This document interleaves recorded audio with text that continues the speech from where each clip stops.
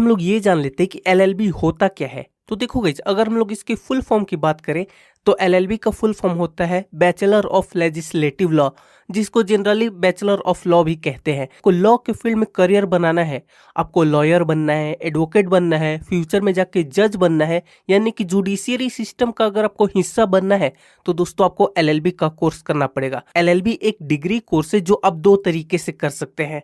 पहला, आप क्लास 12 के बाद भी कर सकते हैं, और दूसरा, आप ग्रेजुएशन कंप्लीट करने के बाद भी एलएलबी का कोर्स कर सकते हैं। अगर आप क्लास 12 के बाद एलएलबी का कोर्स करते हैं तो ये इंटीग्रेटेड कोर्स होता है जो कि 5 साल का होता है।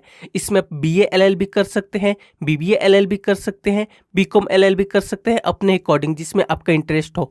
लेकिन दोस्तों, अगर आप ग्रेजुएशन करने के बाद एलएलबी का कोर्स अलग से करते हैं तो ये कोर्स आपका 3 साल का होता है। ध्यान रखिएगा, अगर आप क्लास 12 के बाद इंटीग्रेटेड कोर्स करते हैं तो वो 5 साल का होगा। अगर आप ग्रेजुएशन के बाद एलएलबी का कोर्स अलग से करते हैं तो वो कोर्स आपका 3 साल का होगा।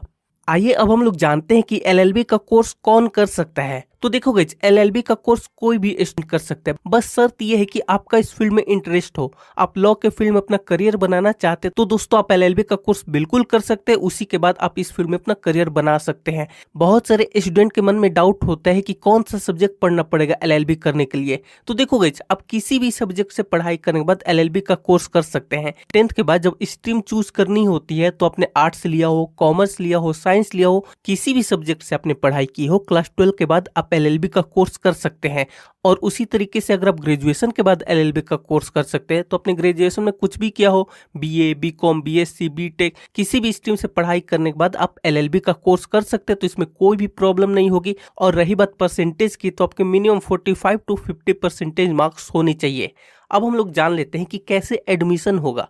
तो देखो, इस एडमिशन बेसिकली 2 तरीके से होते हैं। एक तो आपको एंट्रेंस एग्जाम देना पड़ेगा और दूसरा आप डायरेक्ट एडमिशन ले सकते हैं। ज़्यादातर जो इंस्टीट्यूट हैं, जो यूनिवर्सिटीज़ हैं, वहाँ पे दोस्तों आपको एंट्रेंस एग्जाम देना ही होगा। उसमें जैसी आपकी रैंक आएगी उस अकॉर्डिंग आपको कॉलेज, उस अकॉर्डिंग आपको सीट मिलेगी। और रही बात डायरेक्ट एडमिशन की, तो कुछ इंस्टीट्यूट आपको डायरेक्ट एडमिशन देते हैं लेकिन आपको वहाँ पे डोनेशन देना होगा। सबसे अच्छा ये है कि अगर आप किसी अच्छे इंस्टीट्यूट से एलएलबी का कोर्स करना चाहते हैं तो दोस्तों आप एंट्रेंस एग्जाम की तैयारी कीजिए और उसके बाद आप एंट्रेंस एग्जाम निकालिए। उसके बाद आपका एडमिशन होगा, उसमें आपकी फीस भी कम लगेगी और आपको डोनेशन भी देने की जरूरत नहीं होगी। आइए अब हम लोग फीस के बारे में जान लेते हैं। देखो गाइस, अगर आप गवर्नमेंट कॉलेज से या फिर गवर्नमेंट इंस्टीट्यूट से एलएलबी का कोर्स करते हैं तो जो आपकी 1 साल की फीस होगी 25 से 30 हजार रुपये हो सकती है।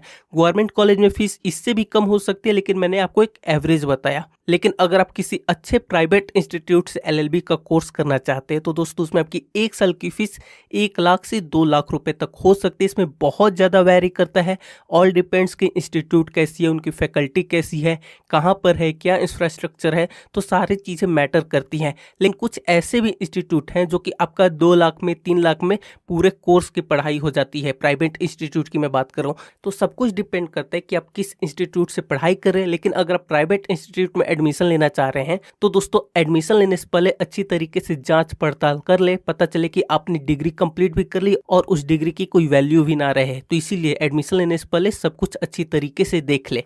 अब हम लोग बात कर लेते हैं कि मान लेते हैं कि आपने एलएलबी कर लिया, उसके बाद आप क्या कर सकते हैं, क्या करियर ऑप्शन होंगे, क्या जॉब अपॉर्चुनिटीज होगी, क्या सैलरी होगी।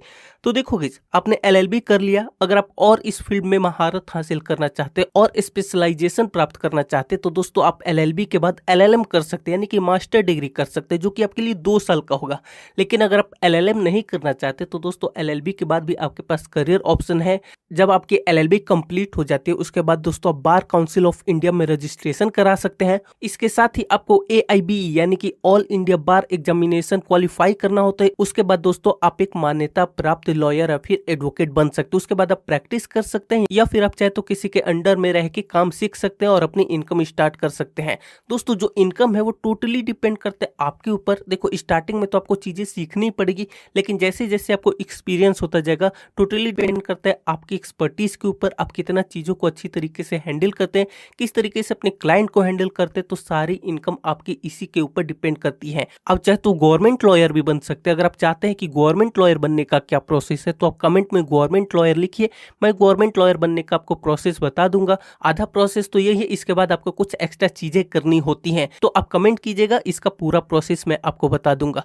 तो आई होप दोस्तों अब आपको समझ में आ गया होगा कि एलएलबी क्या होता है, एलएलबी की फीस कितनी होती है, एलएलबी कैसे कर सकते हैं।